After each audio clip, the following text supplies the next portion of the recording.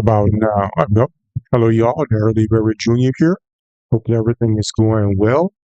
Doing some quantum mechanics today. Been looking at that, preparing for when I start graduate school in the fall at SMU. As you all know from my previous videos, uh, quantum, I will say, remains my weakest subject. So I'll be taking the graduate level version of that starting in the fall. So I've been looking at reviewing some of my quantum stuff. So I don't believe I've ever done a quantum swirl well, infinite swirl well on this channel. So we'll go over that and just go over the basics of that. Should be less than an hour, I would say. This is based upon the Griffiths textbook. It's the one that we used in my undergraduate. So I've been reviewing that right into it.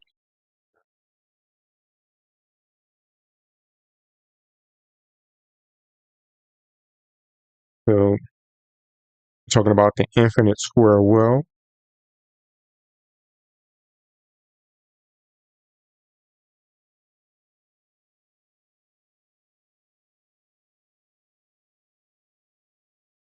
So apparently this is a very prominent um, thing to study in quantum and to read or to quote from Griffith's textbook, despite its simplicity, or rather precisely because of its simplicity, the infinite square well serves as a wonderfully accessible test case to all the fancy machinery that comes later.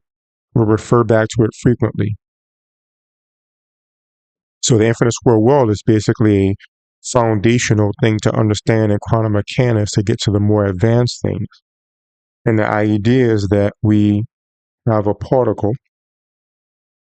a quantum particle, and what we're going to do is we're going to trap this particle within potential. So basically, in this area where we have the particle at, potential is 0, and let's say some kind of field, a magnetic field or electric field or something that's uh, uh, not interfering with the particle. It can move freely there. And here and here, the field is infinite. So what ends up happening is the particle is basically trapped in this area here, and it can only move or exist within this realm. And the idea is that when we're looking at quantum mechanics, we're looking at the wave equation. So we actually looking at the wave-like nature of behavior of particles.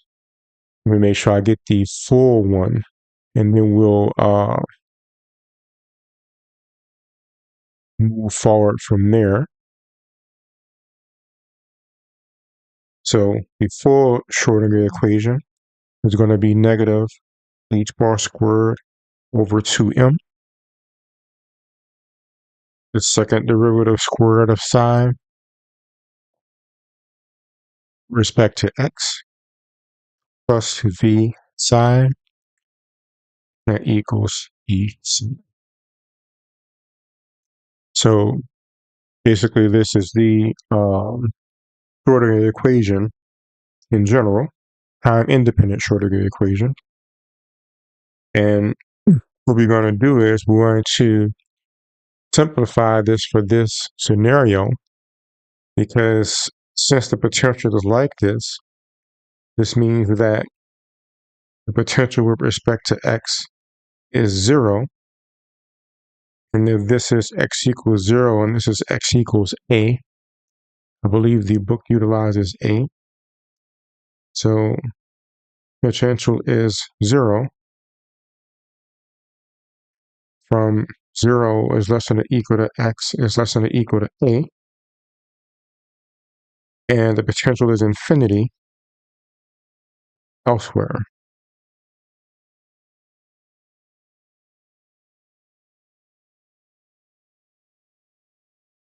Actually, this is what we're looking at. So that means that since we're going to get the state of the particle in here, because that's the only place it can exist, this is going to end up being 0. We have negative h bar squared over 2m. I'll write this as, in that way, each side.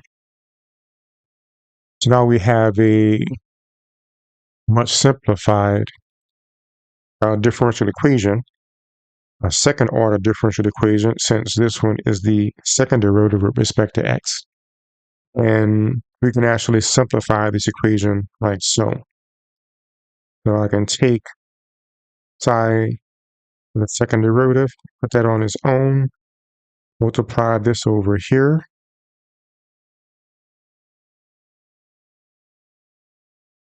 So now I have this. And the common method is to call this middle component k, or at least k squared, and thus k is 2me over h bar squared. The book normally takes the square root of this and this calls it h, but I always like just keeping it h squared. So now we have a simple second order differential equation that we can solve. And looking at this, we have the second derivative is the same as something squared. So two things come to mind, either exponentials or trig, sine, cosine. And it so happens that the solution to this equation, the default solution, at least the one that we'll focus on, is psi of x equals a sine kx plus b cosine kx. And what we can do is we can actually fit this in and see how it works. So if I have that as the equation, the first derivative would be a cosine kx minus b k sine kx, and the second derivative of x would be a k squared with a minus sine kx minus b k squared cosine kx. So that would equal negative k squared a sine kx plus b cosine x. As we can see, the second derivative of the side that we chose does in fact equal negative k squared psi, since psi equals a sine kx plus b cosine kx. So we can see that this works. And we can do a similar thing for exponentials, but forget the complication that exponentials do, but it's not the one that you want to try. I mean, you could try it, but I'm saying it's not the ideal solution. So now we have a solution for psi that works. And what we need to do now is what's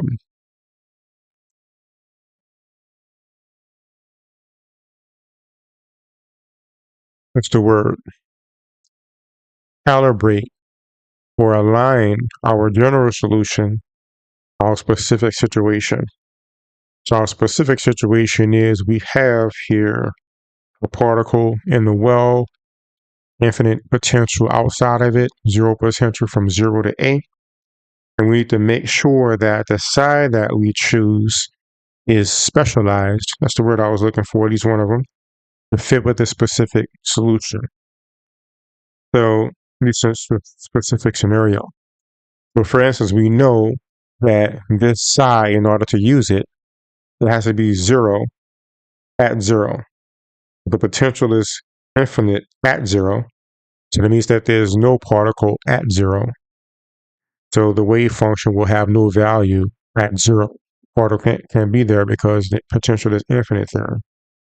So we can say that psi of 0 equals a sine ax plus b cosine ax is going to equal 0. And what we can do is, we know that if this is going to equal 0, we need to plug in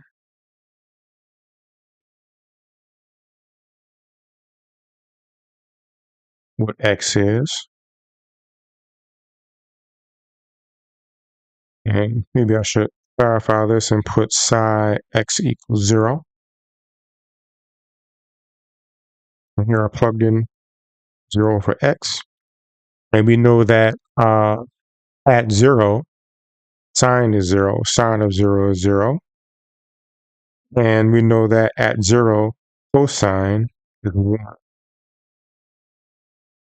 So that means that b equals 0. So in order for this psi to satisfy this second order differential equation, the variable b, the coefficient b, has to equal 0. And basically this coefficient that we put into our differential equation solutions, in case they need to have some kind of value. It's possible you solve a differential equation and the coefficient is 1, in which case you could just drop the coefficient. But here, the coefficient is 0. So that means that in order for this psi to work for our specific scenario, psi of x has to be a sine ax, because b is 0, so that cancels out the second term. So now we've basically taken into account the left boundary condition. So they call these things boundary conditions, basically how the environment of the particle behaves at the extremities of the environment. So now what we have to do is we have to remember that at the other extreme of the environment, on the a side, psi also has to equal 0. There's no wave function there, and there's no wave function beyond that, because the potential is infinite there. The particle cannot exist there. So we can say that psi of a, x equals a sine a equals 0. Now we can solve for this and see what we have. So we can divide both sides by a. We don't know what a is, but we know that given that it's not 0, sine is going to have to equal 0. And of course, if a is 0, then it makes, there's no particle anywhere. So we could assume that a is not 0. So that means that sine ax equals 0. And then we can do the inverse sine of both sides. So that's going to be ax equals sine inverse of 0. So what can we take the sine of and equal 0? And welcome who's watching. Be sure to drop a line if you haven't already. Like and subscribe. Help me get to 1,000 subscribers. And if you have any questions, feel free to just drop a note in the chat to ask any questions you have. So let me make sure that the chat is working. So I'll put drop a line. There you go. That should be good. So we have kx equals sine inverse of 0. So we already know from earlier that sine of 0 equals 0. And if you remember your grade, hey Wilfredo, how you doing? Awesome, I'm glad you appreciate it. And I'm not a professor yet. Do I intend to be? Will be a professor in the future. Right now I'm a teaching assistant though. But I appreciate this. Appreciate the positive input, Wilfredo. Thank you for dropping a line. We know sine of 0 is 0. And we know from our trig, we was to draw sort of a unit circle. And, this was 0 degrees, this was 90 degrees, this was 180 degrees. We know that wherever sine is 0, wherever the value is 0 is going to be 0, wherever it's 180 degrees, or pi, 2 pi, we know that in both of these ends, sine is going to be 0. And if we look at this, we can also say that this is going to be odd multiples of pi. This is going to be even multiples of pi. So we know that any multiple of pi, where n is some integer, is going to equal 0. So I can literally do that. And this is sort of an aside to solve for where to be 0. You can say kx equals n pi, because that's where sine is going to be 0. So, and actually, now I'm in the habit of writing my x's. This is actually ka now. Ka. We can say k equals n pi over a.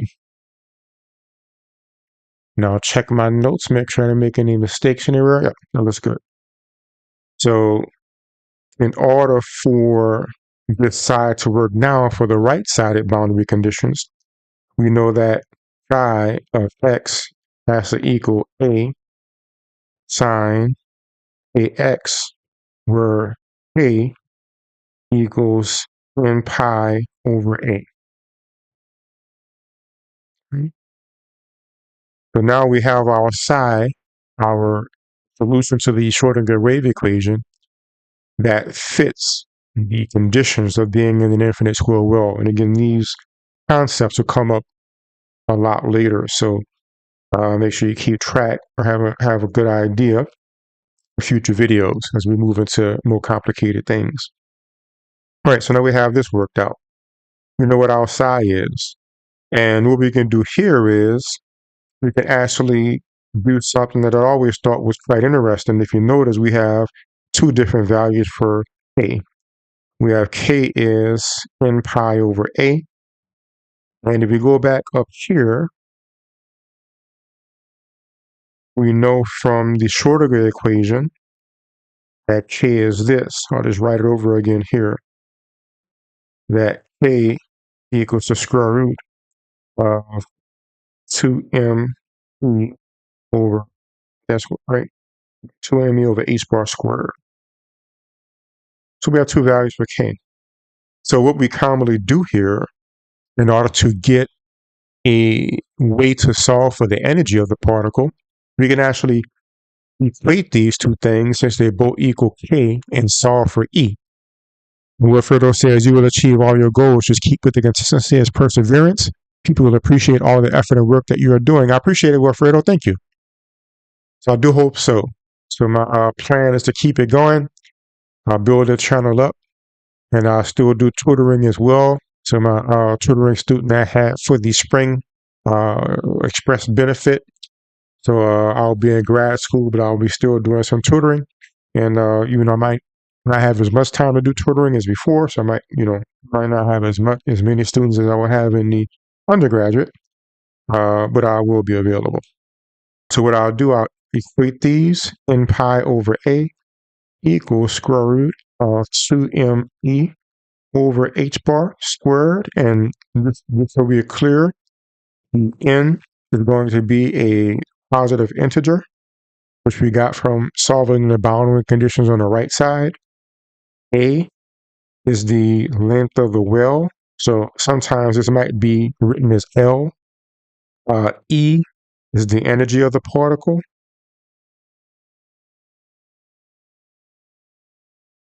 And h bar is going to be h, Planck's constant, over 2 pi. Is it divided or multiplied? I'm pretty sure it's divided. So you divide that by 2 pi, and then you get the h bar. That's what that is. And m It's actually the mass of the particle. So just in case it wasn't clear what these variables stand for. So what I can do is I can multiply both sides by itself. So I have n squared pi squared over a squared equals 2mp over h bar squared. And then I can solve for e. So we have n squared pi squared h bar squared over 2m a squared equals e. And since this e is going to change according to the n value, we have en. So this points to the fact that when we're looking at this square well, the wave inside this well will have different energies. So for instance, the wave will have to fit inside this well. So the lowest energy will look like this, where it has 0 nodes. So this means that E1, the first energy, is going to be pi squared h bar squared over 2m a squared. E2, the second energy, I'll put 2 for n. So that's going to be 4 pi squared h bar squared over 2m a squared. And the interesting thing about the infinite square well is every single energy level, it adds another node. So the second energy level would have one node in the middle. So we can see that the amount of nodes is going to be the n minus 1 equals a node. So 1 minus 1 equals 0. There's 0 nodes for the first energy level. 2 minus 1 equals 1. So there's 1 node, the second energy level. If we were to do the fifth energy level, E5 is going to be 5 squared. So that's 25 pi squared h bar squared over 2m a squared. That's the energy level of the fifth one. So it's going to be 5 minus 1 equals 4. So there's 4 nodes. If I want to draw this fifth energy level, I will draw 1, 2, 3, 4 nodes. So now we know it'll look something like this. So this is how we can establish the energy of a particle in an infinite square well. All we'll need is the mass of the particle. So, if you had an electron, you just plug in the electron mass. We know that the bigger the well is, it'll have more energy. So less energy. So this is the denominator. And h bar and pi is going to be just constants. So which makes sense because if you have, let's say, an electron in a well and the well is big, it'll take a long time to cross the entire well, right? You can think about it that way. At least that's how I think about it. If it's small, it can go across the well a whole lot faster. So it takes, less energy does more. So therefore, the bigger the well, the lower the respective energy will be for that well for the same state of the particle. Right, so we have that. So let's see what else we can do with this. So we got the energy. Okay, let's go ahead and solve for A. So that's an important thing. So if we were to draw psi again completely, we have A sine AX and A equals square root of 2me over h bar squared. And it also equals n pi over a. But we don't know what a is yet. So that's another important thing, be able to solve for a and understand what a is. And we do this by understanding the fact of the probability density of in quantum mechanics, and we utilize that to normalize. So for instance, we have a particle in a square well, and we put a particle in there. We know that the particle is somewhere in there. So the probability of finding the particle in the well is going to be 100% or 1, and that's going to be the same thing as the mod squared if we take the integral of it. So all we have to do is basically take the mod squared of psi, the derivative, the integral of the square of psi, equate that to 1, and then we can solve for a and find out what a will be, the coefficient of our psi will be in this scenario of the particle in the well. So the completely general formula goes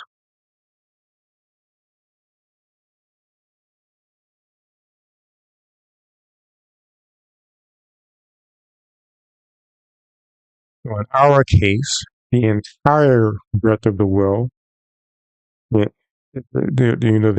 infinity in practice goes from 0 to a, and mod squared is the same thing as the complex conjugate times psi dx. So this time I'll go ahead and write that out. 0 to a. We have a sine kx complex conjugate that doesn't have any I, so it doesn't really matter, but the textbook suggested getting in the habit of remembering that that is a complex conjugate, dx. So what we can do here, we can multiply these things out. So a squared will be some value.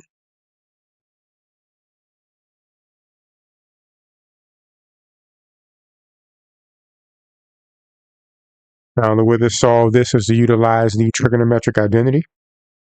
So sine squared theta equals 1/2 minus 1/2 cosine 2 theta. So this is the double angle. I don't memorize the names of these things, but this is a very important trigonometric identity to know. Another one, by the way, is cosine squared theta equals 1/2 plus 1/2 cosine 2 theta. So the sine one is minus and the cosine one is plus. So that means this equals a squared integral 0 to a 1/2 minus 1/2 cosine 2kx dx. So this will equal a squared of x over 2 minus 1/2 sine 2kx over 2k. And this is going to go from 0 to 8. So we have a squared, a over 2 minus 1/2 sine 2ka over 2k minus a squared 0 minus and sine of 0 is 0. So this whole side equals 0. And thanks for who's watching. Be sure to like, subscribe if you haven't. Help me get 1,000 subscribers. Let me know if you have any questions about anything. I'm happy to pause and respond to any comments that you have.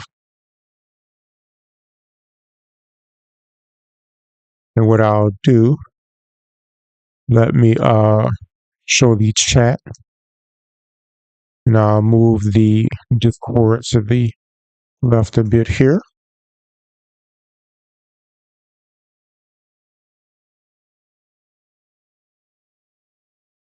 And I'll move the chat over a little bit. So, all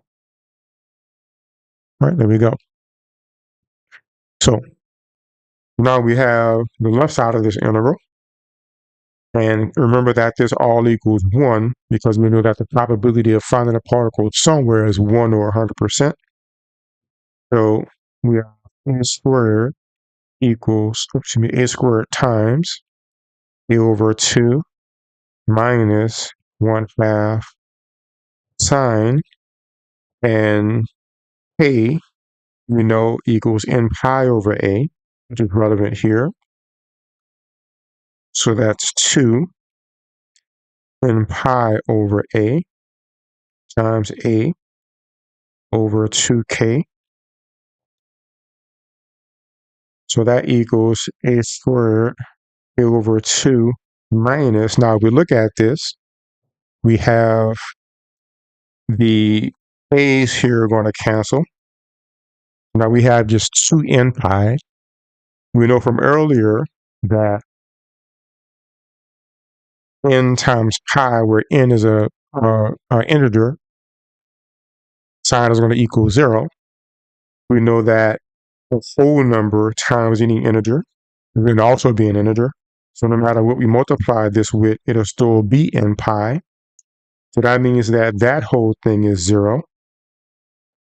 So this means that a squared times a over 2 equals 1, because again, this entire thing equaled 1, because the probability of finding a particle somewhere, meaning in between 0 and a, in between the length of the square wheel, is going to be 100% if we put a particle in there. 100% is there. So now all we have to do is solve. So we have a squared equals 2 over a.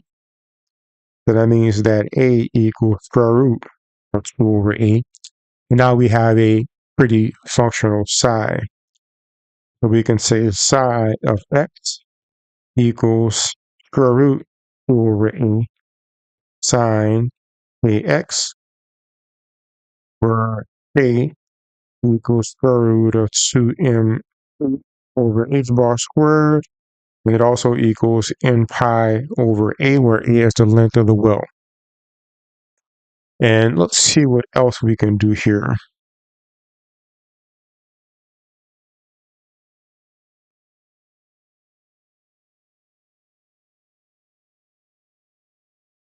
Cover that. There's one more important thing I'll cover, and then we'll call it quits there with the Kronecker delta. But first, let's look at a few, and actually really is a part of these uh, properties of the infinite square well.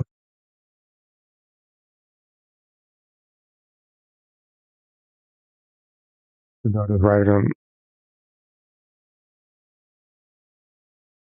All right, so one property is, and this is on page 33 of Griffiths, they are alternatively even and odd with respect to the center of the well. So energy levels alternate even odd. So psi 1 is even, psi 2 odd, psi 3 even, and that continues. So I guess one way to look at it is if the infinite square well wave function has an even number of nodes, then psi is even. If the wave function has an odd number of nodes, then psi is odd. So even though the number is even, it has n minus 1 nodes, so it has an odd number of nodes. So the nodes determines whether the psi is even or odd. Even number of nodes or odd number of nodes. 2, as we discussed earlier, as you go up in energy, each one gains another node. So just remember that the node number equals n minus 1.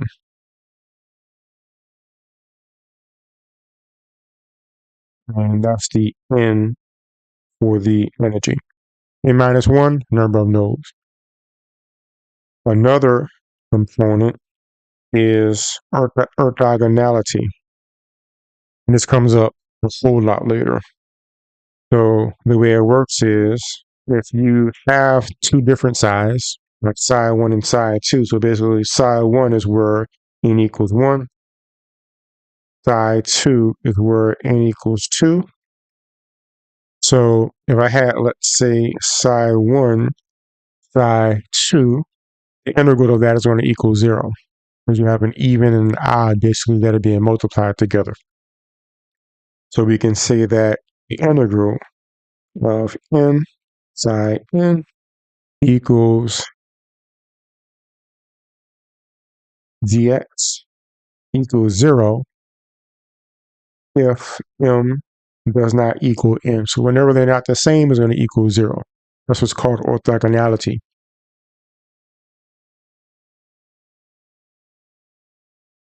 And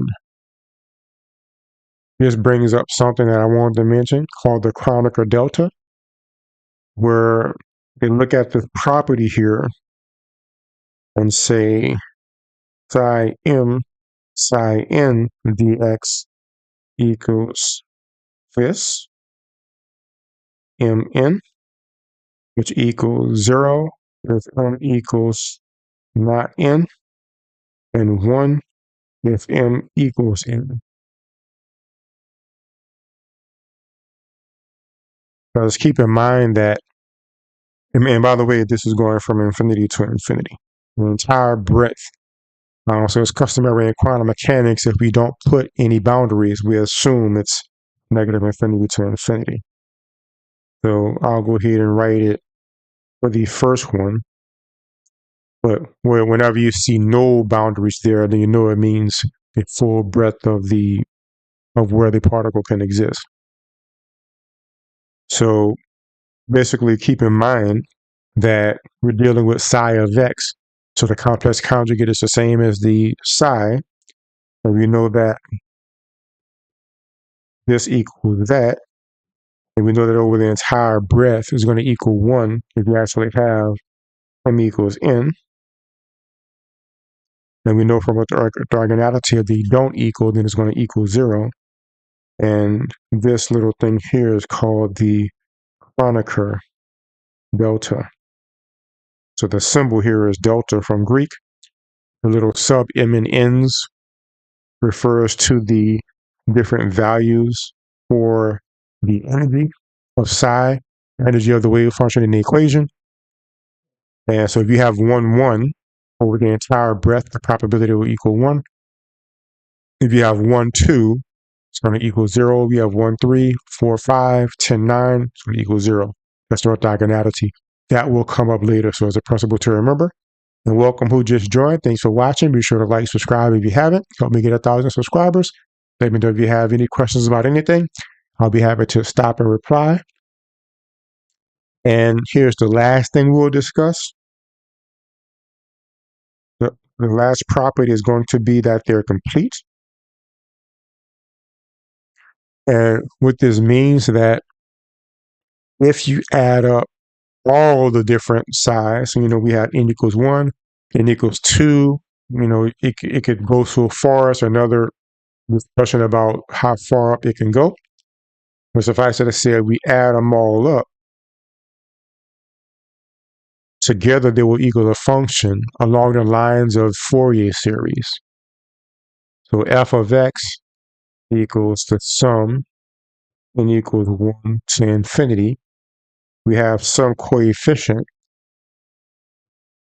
that will allow them to still meet the boundary conditions and everything after we add them up.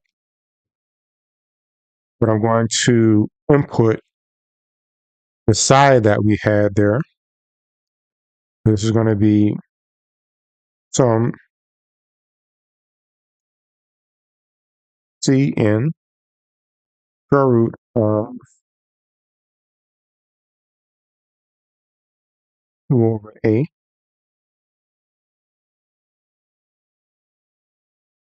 sine n pi x over a. So the sum of all of these will equal a certain function. And this will come up later as far as something that's it really ends up being an entire new topic. But the way this relates is if you want to find out what this coefficient is, we can say Cn is going to equal the complex conjugate times the function if we take the finite form of function.